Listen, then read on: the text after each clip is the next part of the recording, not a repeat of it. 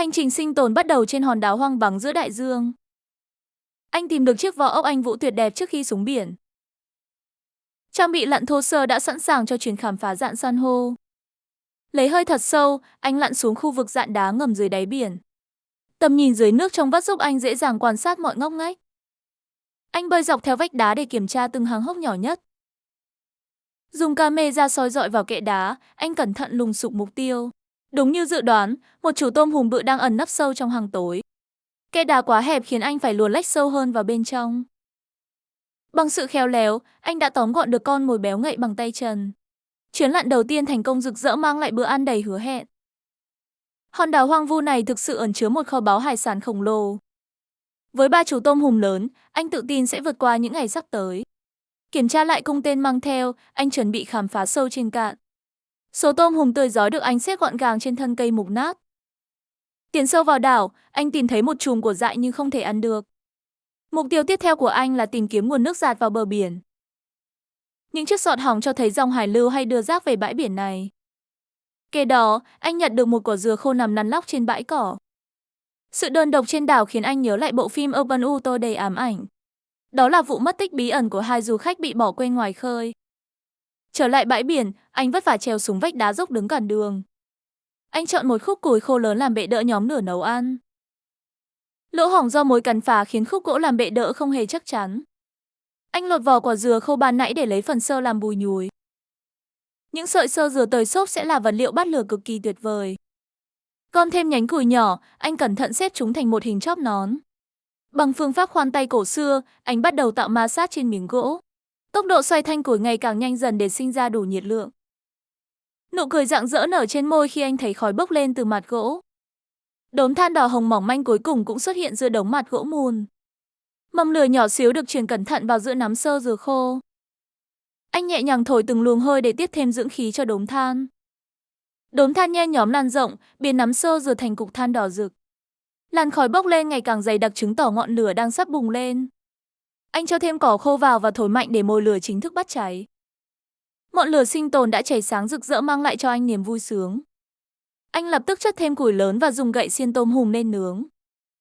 Bóng dáng con thuyền xa xa gợi nhớ lại vụ mất tích rúng động năm nào. Kỹ năng săn cả đồi trước đây cho thấy anh đủ kinh nghiệm tự sinh tồn.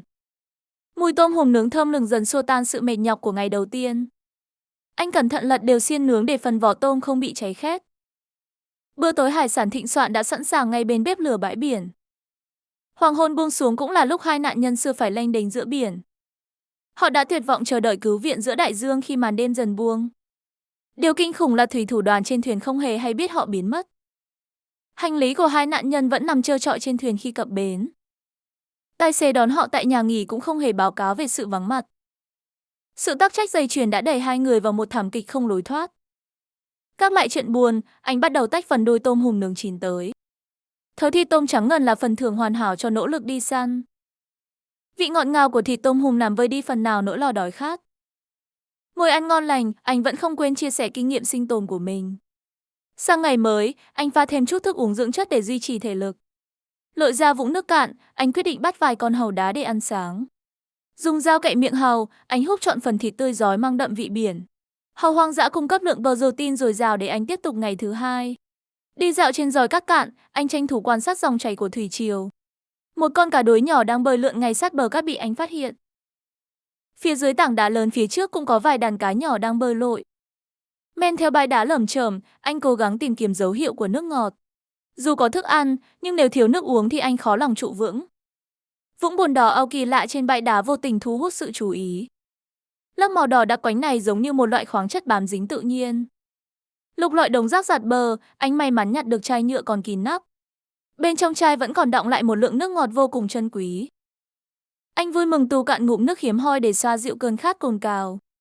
Chút nước ít ỏi này như một chiếc phao cứu sinh giữa thời tiết oi bức.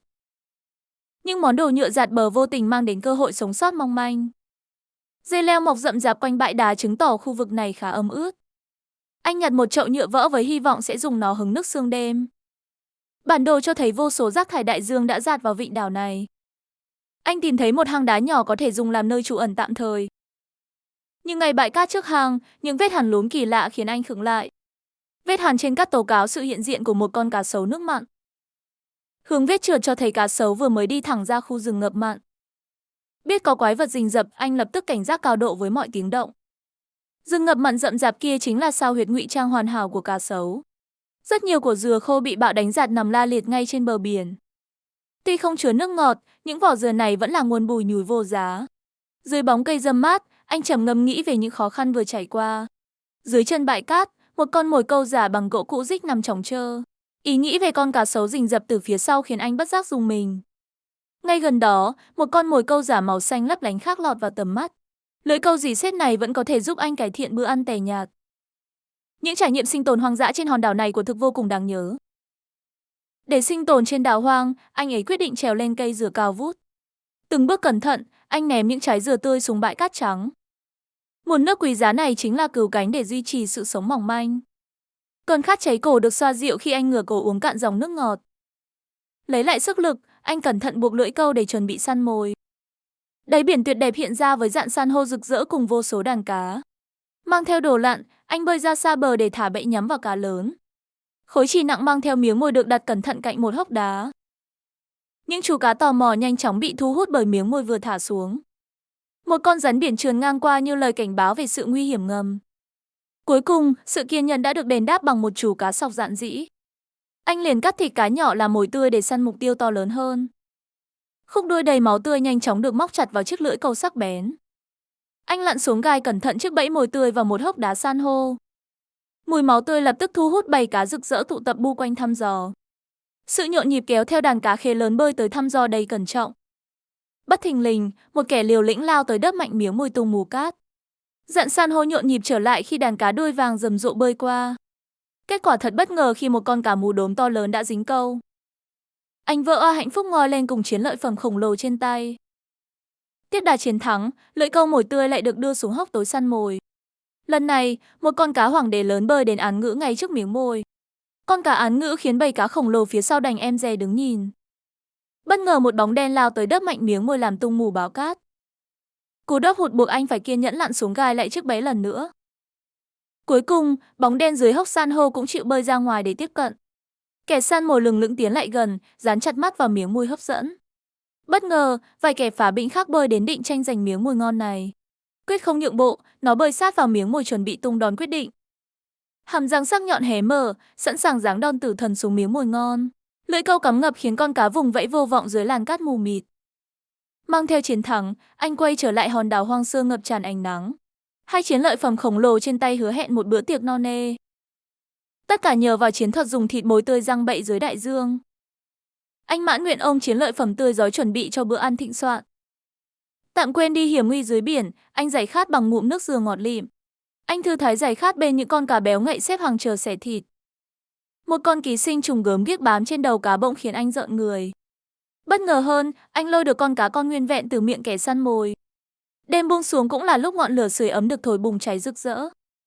Dưới ánh lửa bập bùng, anh mỉm cười háo hức chờ món cá nướng chín vàng. Vài con cá nướng xém trên than hồng đã sẵn sàng xoa dịu chiếc bụng rỗng. Lưỡi dao rạch lấp da cháy, để lộ những thớ thịt cá trắng ngần tuyệt hảo. Miếng cá nướng ngọt lịm như xua tan bao mệt nhọc của chuỗi ngày sinh tồn. Nhưng sáng hôm sau, những đám mây đen kịt lại kéo đến báo hiệu rông bão. Cười gượng chua chắc, anh gồng mình đối phó. Tôi tiến sâu vào rừng Emerson rậm rạp để tìm hiểu cuộc sống hoang dã. Chuyến đi bắt đầu bằng việc làm quen với những kỹ năng sinh tồn cơ bản. Người dẫn đường Lino cho tôi thấy cách anh đối mặt với hiểm nguy nơi đây. Chúng tôi xuất phát từ Manosi, xuôi theo dòng nước tiến vào vùng lõi rừng rậm. Chiếc xuồng máy mài biết rẽ sóng đưa cả nhóm xa dần thế giới văn minh. Hướng dẫn viên Jose bắt đầu kể về những bí ẩn rùng rợn của khúc sông này. Càng đi sâu, tôi càng cảm nhận rõ sự hoang sơ và cô lập đến đáng sợ. Cả đội quay phim dường như lọt thỏm giữa thiên nhiên Emerson hùng vĩ vô tận. Xung quanh chỉ có tiếng chim kêu và bóng dáng đại ngàn chìm trong yên lặng. Giữa chốn này, một con côn trùng nhỏ bám vào mũ cũng đủ làm tôi giật mình. Nhưng đôi lúc, sự tĩnh lặng của dòng sông lại mang đến cảm giác thư thái lạ thường. Xuồng tiếp tục rẽ qua những bảng bèo nổi, tiến sâu vào khu vực đầm lầy. Con lạch nhỏ hẹp đầy rễ cây rậm rạp liên tục cản bước tiến của chúng tôi. Khung cảnh dần trở nên u ám và khó lường khi len lỏi qua vùng nước ngập mặn. Jose giải thích rằng đây là nơi những kẻ săn mồi nguy hiểm thường xuyên rình rập. Bỏ lại chiếc xuồng, chúng tôi bắt đầu đi bộ xuyên qua con suối cạn giữa rừng. Đứng trước gốc cây sâm mơ khổng lồ, tôi nhận ra con người thật bé nhỏ biết bao. Cái nóng ẩm ướt và ngột ngạt của rừng nhiệt đới nhanh chóng vắt kiệt sức lực tôi. Cuối cùng chúng tôi cũng gặp được Lino, người đàn ông chọn cách sống cô lập hoàn toàn. Anh là thành viên của bộ lạc Tucano, những người từ lâu đã sống dựa hẳn vào tự nhiên. Không chần chừ, Lino lập tức dẫn cả nhóm đi sâu vào rừng thẳm để tìm kiếm thức ăn. Từng dấu vết nhỏ như mạng nhện hay bãi phân thú đều được anh quan sát tỉ mỉ. Trông Lino đầy bản lĩnh khi đi săn chỉ với một khẩu súng cũ và con dao dựa. Bất chợt anh đưa súng lên ngắm bắn qua tán lá nhưng mục tiêu đã nhanh chóng tẩu thoát. Dù bỏ lỡ con mồi, sự nhạy bén của Lino vẫn khiến tôi vô cùng kinh ngạc.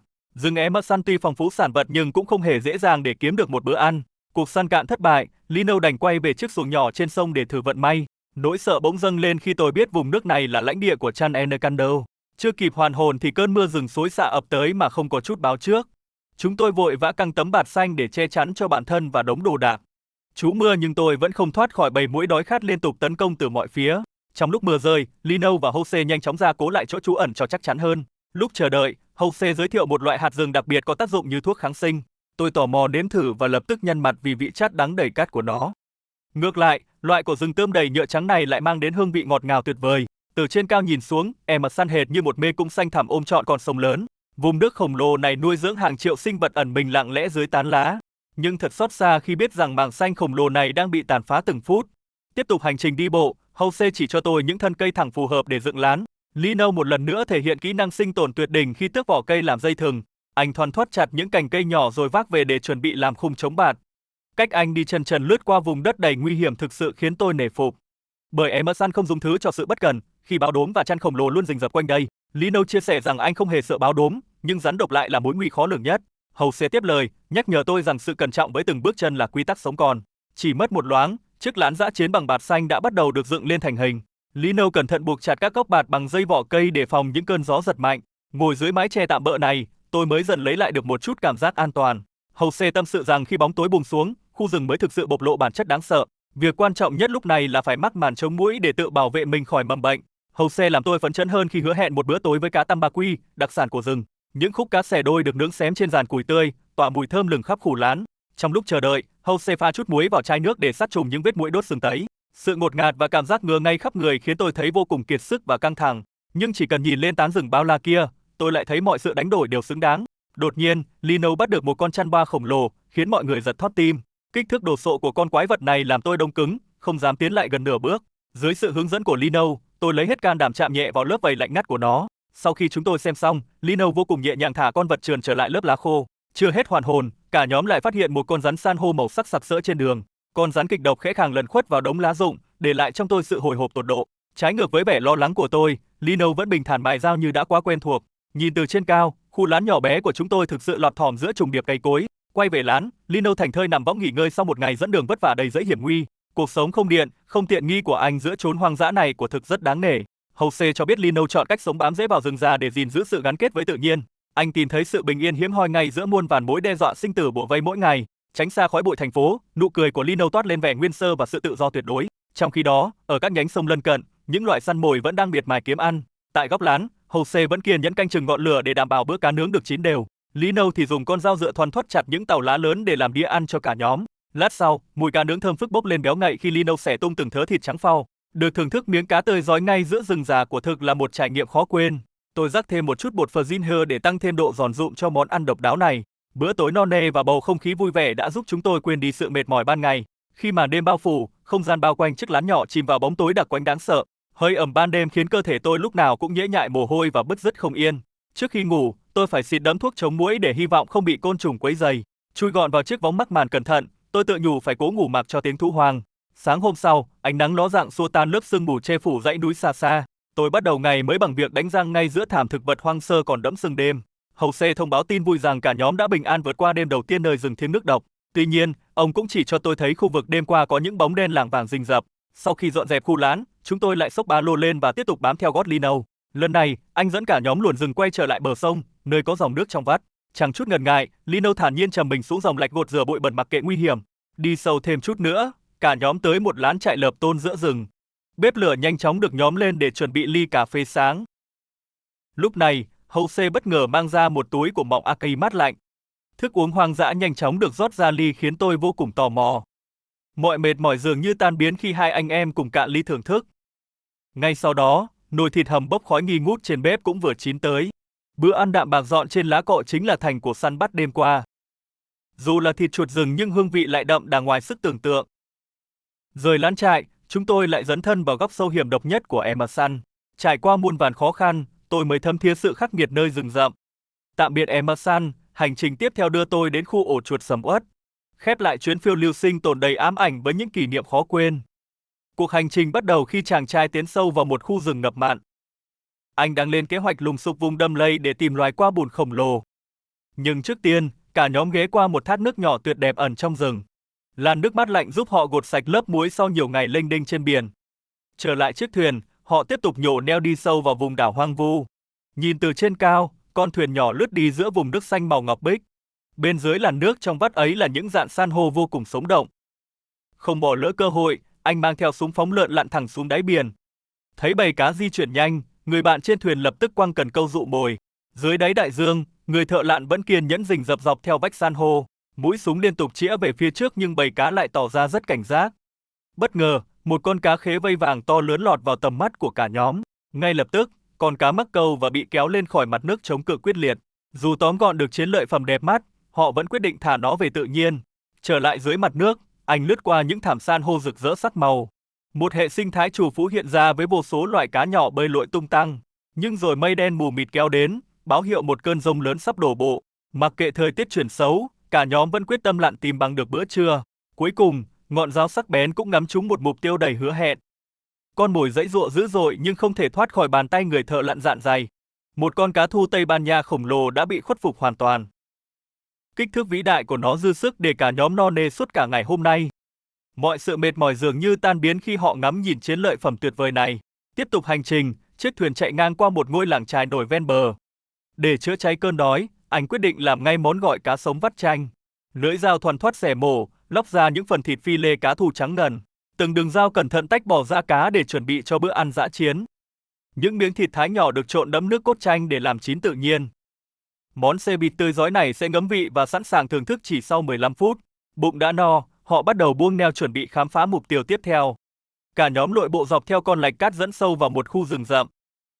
Đây chính là hệ sinh thái ngập mặn nguyên sơ mà họ đã tìm kiếm từ sáng. Vượt qua mớ rễ cây chằng chịt của thực là một thử thách tiêu hao nhiều thể lực. Khắp nơi là những chướng ngại vật tự nhiên khiến bước chân ngày càng trở nên nặng nề.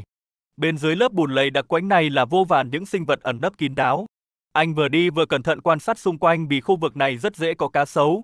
Bãi sình lấy in hẳn vô số dấu chân lớn nhỏ của những loài động vật hoang dã. Càng dẫn sâu, những cụm rễ cây đâm ngược lên mặt bùn càng cản trở việc di chuyển. Chợt thấy một con ốc sừng bám trên rễ cây, anh liền bắt lấy làm thức ăn dự phòng. Nhưng rồi một miệng hang lớn đầy nước đã ngay lập tức thu hút toàn bộ sự chú ý. Bằng đôi tay trần, anh dũng cảm thò xuống vũng bùn kéo lên một con qua khổng lồ. Còn quái vật đầm lầy dãy dụa dữ dội, chiếc cặp càng vĩ đại ra đe dọa kẻ săn mồi. Kích thước ngoại cỡ và lớp rêu bám trên mai chứng tỏ đây là một cá thể lâu năm. Người bạn đi cùng không giấu nổi sự kinh ngạc trước chiến lợi phẩm quá khổ này. Dù bị dìm xuống nước mát, dáng vẻ của con qua bùn vẫn trông cực kỳ hung tợn. Xử lý xong con qua, họ nhặt một thanh gỗ dạt vào bờ để chuẩn bị kết thúc chuyến săn. Chiếc thuyền lại nổ máy, đưa họ lướt qua những hòn đảo rợp bóng cây xanh mát. Cảnh sắc thiên nhiên nơi đây thật thanh bình với mặt biển phẳng lặng như một tấm gương. Tuy nhiên, bài toán tìm một nơi neo đậu an toàn để qua đêm vẫn chưa có lời giải. Chẳng mấy chốc, những con sóng lớn nổi lên khi giông bão lại một lần nữa kéo tới. Mặc kệ con thuyền chòng chành, một thành viên vẫn thảnh thơi nằm tận hưởng luồng gió biển. Dù chưa tìm được bãi cắm trại, họ vẫn giữ tinh thần lạc quan để tiếp tục hành trình. Trông thấy một túp lều ngư dân, anh quyết định ghé vào để tặng lại phần cá thu còn dư. Người dân bản địa vui vẻ xẻ thịt khúc cá khổng lồ để chuẩn bị bữa tối cho gia đình. Trao đổi xong món quà bất ngờ, cả nhóm quay lại thuyền đi tìm bến đỗ an toàn. Vùng nước trong vắt phía mũi thuyền cho thấy họ đang tiến vào khu vực rạn san hô cạn. Nhìn thấy một bãi cát trắng phau ven rừng, anh quyết định chốt đây làm nơi cắm trại. Từ trên cao, có thể thấy bãi biển hoang sơ này được che chắn bởi rạn san hô tuyệt đẹp. Mọi người hào hứng soạn sửa đồ đạc sinh tồn để chuẩn bị bơi vào bờ dựng lán trại. Do thuyền phải neo ngoài xa, họ cẩn thận bơi xuyên qua dải san hô cạn để vào bãi biển. Bên dưới là nước, một khối san hô não khổng lồ trông giống hệt tảng đá kỳ vĩ. Vừa chạm chân lên cát, anh chàng không quên chia sẻ danh mục đồ sinh tồn thiết yếu. Sự chuẩn bị kỹ lưỡng là yếu tố sống còn để vượt qua nhiều ngày trên hoang đảo. Giờ thì nhiệm vụ cấp bách nhất là tìm củi khô để kịp nhóm lửa trước khi trời tối. Anh dạo bước dọc bờ biển vắng lặng, gom nhặt bất kỳ nhánh cây khô nào có thể đốt. Cầm theo con qua và thanh gỗ nhặt được lúc chiều, mọi thứ đã sẵn sàng cho bữa tối. Một hố cát nhỏ được đào lên, bên trong lót chiếc vỏ sò đổ đầy xăng làm bồi nạp lửa. Những cành khô được dựng khéo léo thành hình chóp nón để ngọn lửa nhanh chóng bùng lên. Vừa châm tia lửa nhỏ, bếp củi lập tức rực cháy xua tan cái lạnh lẽo của ban đêm. Sau khi lót thêm một màng bẹ dừa khô to, lửa trại đã cháy đủ độ để nấu nướng. Con qua bùn khổng lồ được đưa ra, hứa hẹn mang đến một trải nghiệm ẩm thực đỉnh cao. Anh giải thích cách nướng qua trực tiếp trên than hồng để giữ lại trọn vẹn vị ngọt thịt. Khi đặt sinh vật đầm lầy lên đống than, lớp vỏ cứng bắt đầu đổi sang màu cam đỏ. Ánh hoàng hôn rực rỡ buông xuống làm nền cho bữa tiệc sinh tồn trên bãi biển hoang sơ. Trong lúc đợi qua chín, chiếc phở là cắm bay lượn ghi lại vẻ đẹp tĩnh lặng của rạn san hô. Bãi cát trắng mịn nép mình sát bìa rừng tạo nên một khung cảnh nghỉ dưỡng tuyệt vời. Khi qua đã chín đều, anh liền dùng dao găm đập vỡ lớp mai cứng cáp của cặp càng. Khối thịt săn chắc dần lộ ra, lan tỏa mùi khói than củi mộc mạc mà vô cùng quyến rũ. Hai người bạn vui vẻ tận hưởng thành của ngọt ngào sau một ngày dài vật lộn với tự nhiên. Sáng ngày thứ 6, đại dương bao la phẳng lặng như gương vẫy gọi họ vào một chuyến đi mới. Dưới ánh nắng ban mai chói chang, cả nhóm hừng hực khí thế bàn bạc cho buổi lặn biển. Một rạn san hô lộ thiên hoành tráng giữa biển khơi chính là mục tiêu đi săn tiếp theo. Ngay khi xuống nước, anh đã giương súng phóng lượn rình rập những mục tiêu tiềm năng. Dưới đáy đại dương, từng thảm san hô hiện ra rực rỡ và tràn đầy sự sống kỳ diệu. Vô vàn bầy cá nhỏ lượn lờ quanh vách đá tạo nên bức tranh thiên nhiên vô cùng sinh động. Hành trình vẫn còn tiếp diễn, chiếc thuyền lại nổ máy rẽ sóng đưa họ tới những chân trời mới. Bắt đầu cuộc săn, anh thợ lặn lập tức rà soát kỹ lưỡng rạn san hô rậm rạp. Từ trên cao nhìn xuống, cấu trúc rạn san hô hiện ra đồ sộ và tuyệt đẹp. Tuy nhiên, anh phải tạm dừng tay để nạp năng lượng bằng một mẩu bánh quy. Ngay khi trở lại mặt nước, một đàn cá bạc khổng lồ đã chào đón anh. Khung cảnh dưới đáy biển trong vắt khiến bất cứ ai cũng phải choáng ngợp. Bất chợt, mũi súng dương lên nhắm thẳng vào một chú cá bàng trải lướt qua. Anh tiếp tục ngụp lặn sâu hơn để bám sát những mục tiêu tiềm năng. Chẳng mấy chốc, chiến lợi phẩm đầu tiên là một chú cá đuôi gai đã lên bờ. Phải cực kỳ cẩn thận với phần ngạnh sắc nhọn chứa nọc độc ở đuôi của nó. Nếu bất cẩn va quẹt chúng, vết cứa này sẽ gây ra đau đớn vô cùng. Dù vậy, phần thịt thơm ngon của loài cá này hoàn toàn bỏ công mạo hiểm. Không để lỡ nhịp, anh lại lao mình xuống nước bắt đầu hiệp săn thứ hai. Một bầy cá sọc vàng rực rỡ lượn lờ cắt ngang tầm ngắm của súng. Lướt qua bầy cá nhỏ, anh chú tâm lùng sụp từng kẽ hở quanh vách đá. Phát bắn chuẩn xác đã mang về một chú cá mú đốm đỏ tuyệt đẹp. Trồi lên mặt nước, anh tự hào khoe chiến lợi phẩm hiếm có vừa tóm được. Khi mở miệng cá ra kiểm tra, anh phát hiện nó vừa sơi tái một con mồi. Thả mình dạt theo dòng chảy, bờ vực san hô sâu thẳm dần hiện ra trước mắt. Lần này, một cú bắn chớp nhoáng đã hạ gục chú cá ngân lướt qua nhanh. Đưa cá lên thuyền, anh chàng vô cùng mãn nguyện với độ phong phú của mẻ lưới. Anh bạn đồng hành cũng không kém cạnh khi tóm được con cá hồng đen cực lớn. Lớp vảy vằn vện vàng ươm trên má con cá này thực sự là một kiệt tác. Tuy nhiên, nó lại sở hữu chiếc gai lật ngược vô cùng nguy hiểm ngay sát mang. Cầm chú cá đuôi gai bán náy, họ quyết định làm món gỏi lót dạ ngay tại chỗ. Lưỡi dao điều luyện nhanh chóng lóc ra những thớ thịt trắng ngần vô cùng hấp dẫn. Chuyến đi săn thành công ngoài sức tưởng tượng khiến tinh thần cả nhóm dâng cao. Đâm lao theo lao, anh lặn vớt vát thêm một vòng ở vách đá sâu tăm tối. Trôi theo dòng chảy xiết, mũi súng liên tục rà soát đáy biển tìm kiếm vận may. Trở lại thuyền, hộp thịt cá tơi rói được dưới thêm chút nước tương đậm đà. Vị ngọt của cá sống hòa quyện cùng bánh quy xua tan mọi mệt mỏi tức thì.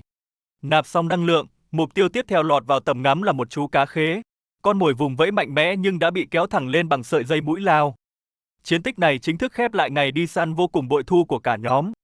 Nhổ neo khởi hành, chiếc thuyền cao tốc xé sóng tiến về một hòn đảo xa xôi. Một người bạn bản địa đi xuồng máy nhanh chóng tiến ra tận nơi để chào đón. Anh vui vẻ kiểm tra lại đống hải sản tươi rói chất đống dưới mạn thuyền. Đủ các loại cá lớn nhỏ mang màu sắc tuyệt đẹp chuẩn bị được đem đi biếu. Vừa bước lên bãi cát, người dân trong làng đã vây quanh trầm trồ trước mẻ cá. Anh rảo bước qua cây cầu gỗ om ẹp tiến vào khu vực trung tâm ngôi làng. Đáy nước trong vắt ngay dưới chân cầu gỗ phô bày những rạn san hô tự nhiên. Vài đứa trẻ bản địa đang vô tư ngâm mình bơi lội dưới bóng mát chân nhà sàn. Trên bãi biển, mọi người xúm lại xẻ thịt những con cá lớn chuẩn bị cho bữa tối. Một cụ ông kinh nghiệm dùng dao khía sâu vào thân cá để gia vị dễ thấm. Từng khúc cá săn chắc bị chặt đồi dứt khoát bằng con dao dựa sắt bén. Bất chợt, một bóng dáng khổng lồ lướt qua mặt biển thu hút sự chú ý của anh. Không chần chừ, anh nhảy xuống nước bơi song song cùng chú bò biển quý hiếm. Nổi lên mặt nước, anh thở dốc nhưng vô cùng kinh ngạc trước cuộc chạm trán này. Đi dạo sâu vào trong làng, khung cảnh hoang sơ bình yên hiện ra khắp mọi nơi. Sự đón tiếp nồng hậu của người dân nơi đây khiến anh cảm thấy vô cùng ấm áp. Lửa đã nổi, anh bạn cẩn thận dùng nhánh xả phết nước sốt lên vì cá nướng. Góc quay từ trên không ghi trọn vẹn nét thanh bình tuyệt mỹ của hòn đảo vắng. Chiều tà buông xuống, bóng một ngư dân chèo xuồng in hình lên mặt biển hoàng hôn. Kết thúc ngày dài, những đĩa cá nướng thơm lừng đã sẵn sàng thết đãi mọi người. Hành trình bắt đầu tại một khu rừng ngập mặn nguyên sinh hoang dã. Nơi đây ẩn chứa những con qua bùn khổng lồ chưa từng bị đánh bắt. Băng qua rừng, họ tìm thấy một thác nước trong vắt tuyệt đẹp. Dòng nước mát lạnh giúp cả nhóm gột rửa bùn đất và giải nhiệt. Sau khi nghỉ ngơi, họ lại lên thuyền để tìm một nơi cắm trại mới. Dưới cái nắng chói chang, nước ngọt là ưu tiên hàng đầu để sinh tồn. Con thuyền dừng lại cạnh một rạn san hô nông có dòng chảy xiết.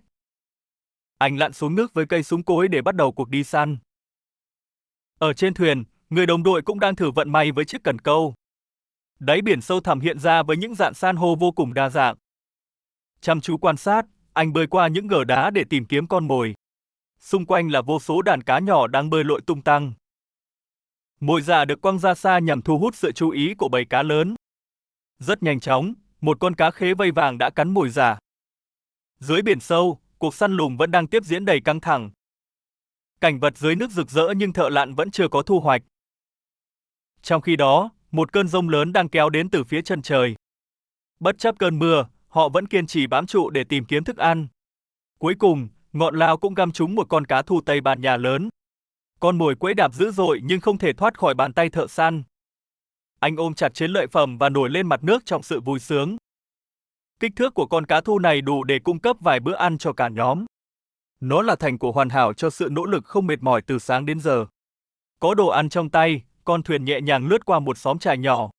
Họ neo lại vùng nước nông để bắt đầu chế biến chiến lợi phẩm vừa săn được. Con cá tươi rói được mổ ngay trên bông thuyền bằng con dao sắc bén. Những thớ thịt trắng ngần được lóc cẩn thận để chuẩn bị cho món gỏi. Anh vắt thêm chút chanh tươi và nước tương để làm chín thịt cá. Món ăn dã chiến này mang lại nguồn năng lượng tuyệt vời giữa biển khơi. No bụng, anh nhổ mỏ neo lên để tiếp tục hành trình tìm bãi cắm trại. Con thuyền cập vào một bãi cát trắng nối liền với con lạch nhỏ. Nhận thấy địa hình lý tưởng, họ quyết định tiến vào thám hiểm khu rừng. Bên trong là hệ sinh thái rừng ngập mặn đan xen vô cùng rậm rạp. Việc lội qua lớp bùn lầy và rễ cây đòi hỏi rất nhiều sức lực. Mắt anh liên tục đảo quanh để tìm kiếm dấu vết của loài qua bùn.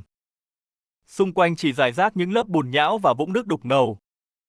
Những dấu chân hằn sâu trên bùn báo hiệu con mồi đang ở rất gần. Càng đi sâu vào trong, việc luồn lách qua cành lá càng trở nên khó nhằn. Trong lúc tìm kiếm, anh nhặt được một con ốc lớn làm đồ ăn dự phòng. Bỗng nhiên, anh phát hiện một miệng hang lớn nằm khuất dưới rễ cây. Anh liều lĩnh dùng tay không thò sâu vào ngóc ngách để tóm gọn nó. Sau một hồi vật lộn, con vật khổng lồ cuối cùng cũng bị lôi ra ngoài. Đó là một con qua bùn khổng lồ với đôi cẳng đen trũi vô cùng đáng sợ. Ôm chiến lợi phẩm trên tay, anh hào hứng bước ra khỏi khu rừng rậm rạp. Kích thước của nó lớn đến mức khiến ai cũng phải trầm trồ kinh ngạc. Trên bãi cát, cả nhóm cũng không quên thu thập củi khô chuẩn bị nhóm lửa. Con qua được gói cẩn thận vào áo để mang lên thuyền an toàn. Khởi hành trở lại, chiếc thuyền tiếp tục len lỏi qua những hòn đảo hoang sơ. Việc tìm kiếm một nơi neo đậu yên tĩnh cho đêm nay không hề dễ dàng. Bầu trời tiếp tục kéo mây đen khiến biển khơi trở nên hung dữ hơn. Tranh thủ lúc vượt sóng, mọi người ngả lưng nghỉ ngơi để lấy lại sức. Dù đã có thức ăn phong phú nhưng việc thiếu chỗ cắm trại vẫn khiến họ lo lắng. Ghé qua một hòn đảo có người, anh xách theo nửa con cá thu còn lại. Lát cá tươi được mang ra để tặng cho những ngư dân bản địa trên đảo. Nhận được món quà, người dân làng chài vô cùng vui vẻ và hiếu khách. Trở lại thuyền, anh chăm chú quan sát vùng nước nông để tránh đá ngầm. Phía xa xa là một bãi cát tuyệt đẹp nằm nép mình sau tán cây xanh mướt. Địa hình kín gió này chính là bãi đáp lý tưởng để mọi người qua đêm. Họ từ từ cho thuyền tiến vào và chuẩn bị đồ đạc lên bờ. Dưới làn nước trong veo, hệ sinh thái san hô phong phú lại trải ra trước mắt. Nổi bật nhất là khối san hô não khổng lồ nằm tĩnh lặng dưới đáy cạn. Lên bờ an toàn, anh dành chút thời gian chia sẻ kinh nghiệm sinh tồn. Một danh sách hành trang chuẩn bị kỹ lưỡng là chìa khóa cho mọi chuyến đi xa. Nó sẽ giúp bạn chủ động đối phó với những tình huống khắc nghiệt nhất. Trở lại với công việc chính, anh lôi dụng cụ ra để bắt đầu nấu ăn. Khúc cá thu tươi ngon cũng được xách lên bờ chờ được chế biến. Họ cào cát để làm lò và tận dụng vỏ sò lớn để đựng mồi lửa. Một ít xăng được rót vào cùng cát mịn sẽ giúp duy trì ngọn lửa lâu hơn. Củi ướt được xếp theo hình nón để lửa có thể sấy khô dần dần từ dưới lên. Ngọn lửa nhanh chóng bùng cháy, mang theo hơi ấm xua tan sự mệt mỏi. Khi lửa tàn thành than, con qua khổng lồ được đem ra chuẩn bị lên thớt. Sức nóng từ đống than khiến phần vỏ cứng dần chuyển sang màu cam nhạt. Anh gạt than sang một bên rồi đặt nguyên con qua vào giữa để nướng. Cấu tạo vỏ dày dặn sẽ giúp bảo vệ toàn bộ phần thịt ngọt bên trong. Trong lúc chờ đợi, mọi người phóng tầm mắt chiêm ngưỡng khung cảnh hoàng hôn. Toàn bộ rạn san hô chìm vào khoảng không tĩnh lặng của buổi chiều tà. Không lâu sau, mùi thơm nước mũi bay lên báo hiệu món nướng đã hoàn thành. Phần yếm được tách ra, để lộ những mảng thịt trắng ngần bốc khói nghi ngút. Chiếc càng khổng lồ đầy thịt mang lại bữa tối tuyệt hảo ngay trên bãi biển. Sáng ngày thứ 6, mặt biển trở nên êm ả lạ thường như một tấm gương lớn. Thấy điều kiện lý tưởng, cả nhóm quyết định nhổ neo đi lặn ở rạn san hô mới. Con thuyền lướt nhẹ ra khu vực nước sâu, nơi có những sườn dốc treo leo. Vừa xuống nước, anh đã giương súng nhắm vào những bóng đen đang lướt qua. Địa hình san hô phức tạp khiến việc tiếp cận con mồi đòi hỏi nhiều kỹ năng. Từng đàn cá bơi lội tung tăng dệt nên một bức tranh đại dương vô cùng sống động. Chuyến phiêu lưu hoang dã này vẫn còn rất nhiều điều kỳ thú đang chờ đón. Tiếp tục lặn, anh cẩn thận đưa súng luồn lách qua rạn san hô phức tạp. Nhìn từ góc cao, toàn cảnh rạn san hô ngầm trải dài thật ngoạn mục. Lên thuyền nghỉ ngơi, anh đành vội lót dạ nhanh bằng một chiếc bánh quy. Vừa lặn xuống lại, bầy cá lớn lướt ngang qua đã thu hút ánh nhìn. Thảm san hô rực rỡ dưới đáy khiến anh dường như quên việc đi săn. Khi lái thuyền đi, trần thấp khiến anh phải kho mình xoay sở mệt nhọc. Sự chật chội khó chịu này nếu kéo dài sẽ làm anh mỏi như người.